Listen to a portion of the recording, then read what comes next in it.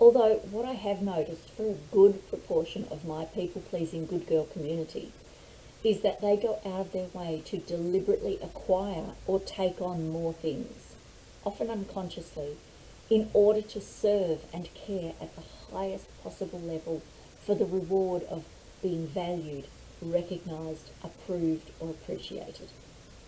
It's probably unsurprising these women also struggle with establishing boundaries or placing limits of their own time and energy.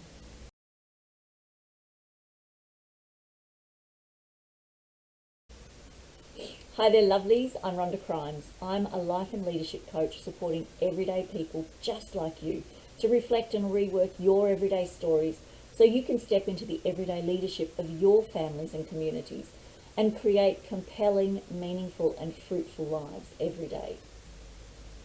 Today let's talk about overwhelm, open loops and boundaries. I spend a lot of my time working with and listening to the amazing everyday women in my community, and so many of them tell me that they're feeling overwhelmed to some degree. It might be that there's a deadline that's coming up quicker than they'd imagined or remembered, and it's caught them off guard. Maybe they've been allocated additional tasks or jobs at the last minute. Although what I have noticed for a good portion of my people-pleasing good girl community is that they go out of their way to deliberately acquire or take on more things, often unconsciously, in order to serve and care at the highest possible level for the reward of being valued, recognised, approved or appreciated. It is probably unsurprising these women also struggle with establishing boundaries or placing limits of their own time and energy. They were brought up to serve and take care of everyone and everything. They have culturally been made to believe since early childhood they are the nurturers and caregivers.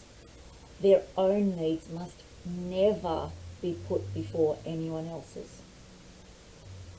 There is also a hardwired primitive driver to tend and befriend, to belong to the clan or tribe.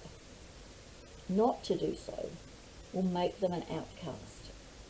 They must do what is needed by others for their very survival. Little has changed in our hardwiring since primitive times. But our tribes and clans have increased exponentially in number and have become very sophisticated and complicated entities requiring much tending, befriending, caring and nurturing. My people-pleasing good girls, fundamentally just like me, have now got loads of people and groups to put before ourselves, to make sure they have everything they need, to be of service to please and accommodate, before we can even consider what we might need. Within that scenario, there are then lots of items on our to-do lists, in and out of our homes, workplaces and community. We have so many things to take care of, and we mustn't forget any of them.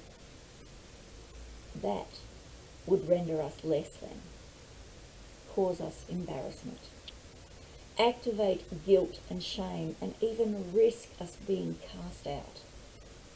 The pressure is very real. And for most of us, those items, activities, tasks, and relational situations are swimming constantly in our brain. You know, the interesting thing about that is our brains are not designed to hold all that unresolved information.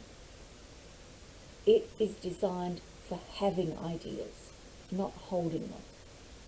So it must work really hard to keep remembering and reminding you to get all that stuff done. David Allen, the author of Getting Things Done, calls these incomplete or unfinished things open loops. He says, an open loop is anything pulling at your attention that doesn't belong where it is, the way it is. Our brains need to close the open loops to free up space to become creative and problem solve. And until the loops are closed, they keep popping up to remind us.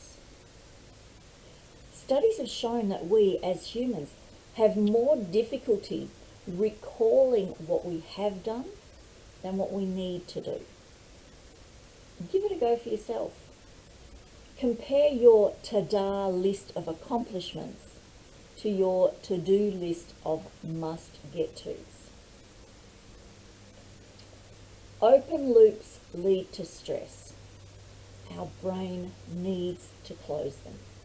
I've talked about this before in my Let's Talk About Stress and Stresses from the work of Emily and Amelia Nagoski. I'll link to that vlog in the post notes in case you missed it, or you could do with a refresher. Stress leads to overwhelm, and overwhelm leads to burnout. Luckily, we don't have to go down that path. If we know how our brain works, we can work with it. As humans, we like to finish things. We like to cross the T's and dot the I's. Nothing feels as good as a list with great big ticks against it. Am I right? But it's the ones that haven't been ticked that we will remember at 2 a.m. when we get up for a wee, or come to us in the middle of a nice hot shower when we don't have a pen and paper. And then it's the ones we forgot to put on the list, or question if we did, that continue to keep us awake until 3 or 4 a.m. This can be frustrating and energy sapping. Our energy resources are finite. We need to use them efficiently and effectively. But if you are in overwhelm, it's often really hard because your executive functioning has become deplete.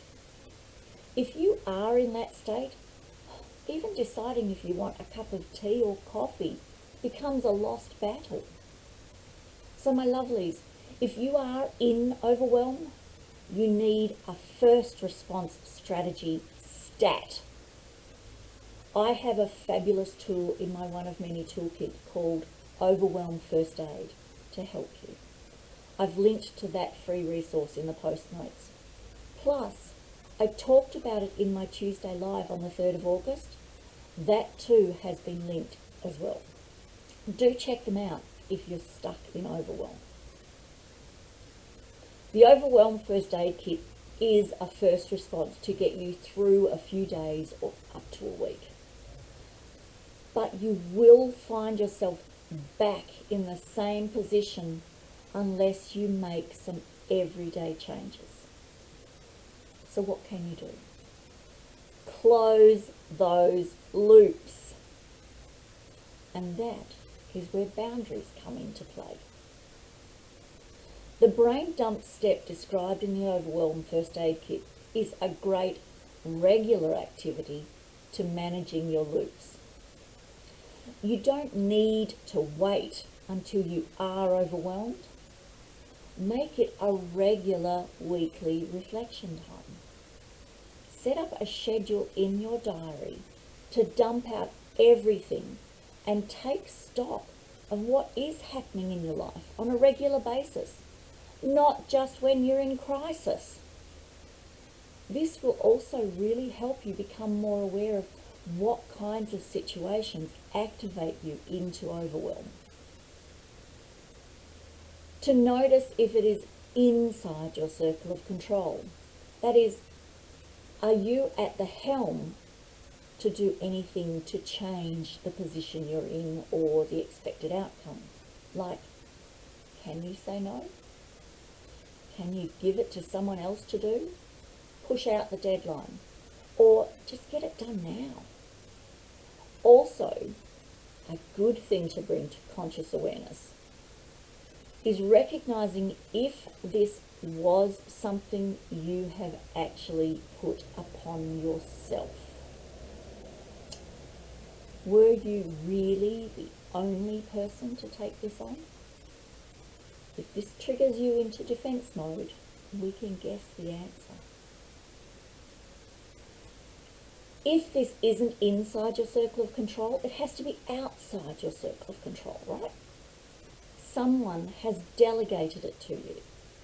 It's part of your job. It's an expectation of the role you play. So maybe you can't say no. But again, you still have some choices. You can ask for help or find someone else to take it on. You can see if the deadline can be pushed out. You can explain your workload and collaborate a solution that works for everyone. Again though, as a people-pleasing good girl, I want you to get clear with yourself. If you were selected because you always say yes, or are you the only person who can and should do that job or task? If it is the last one, I'd suggest that you might consider some succession planning or initiate some discussions around training others to support you more. If overwhelm is a constant in your life, you are living in a chronic stress situation, and your body, mind and spirit will suffer the consequences. You will crash and burn out, and then you will not be of service to anyone. So my lovelies, it is time to get real with yourself. Set some boundaries. Yes, you can do that. We really must get rid of that busy badge of honour. It is a toxic byproduct of the industrialist age when we needed to trade our time for money. The more time we gave, the more value was credited. But we aren't living in the industrial age anymore. Now, I'm not suggesting you make radical changes all at once. That will probably overwhelm you. But I am inviting you to make some small tweaks and changes and then build on those. So, I invite you to take 10 or 15 minutes after this to have a think or journal about how you would like to live your life. And how does that picture fit with the plans that might be in place for you right now? Will you choose you? I know, you know, deep down you deserve to. So let me know by direct message, email, or a comment under this video. I choose me. If you need any help, you know I'm here for you. I hope this has been useful, and if through this message you see that your now is not the picture that you've painted for yourself, and you'd like any help on this discovery path, or maybe something completely differently that you intuitively know or feel isn't letting your true colours shine through, then please do get in touch with me. You can do it really easily by leaving a comment, sending me a private message, or popping over to my website, rhondacrimes.simplero.com, and go to the Contact Me page that houses the email and Calendly online diary options. If you know or feel you are hitting your "I've had enough of this" set point, then let's set up a free curiosity call and have a chat and see how I can support you and make sure we are a good fit for each other without any obligations. Much love. Until next time.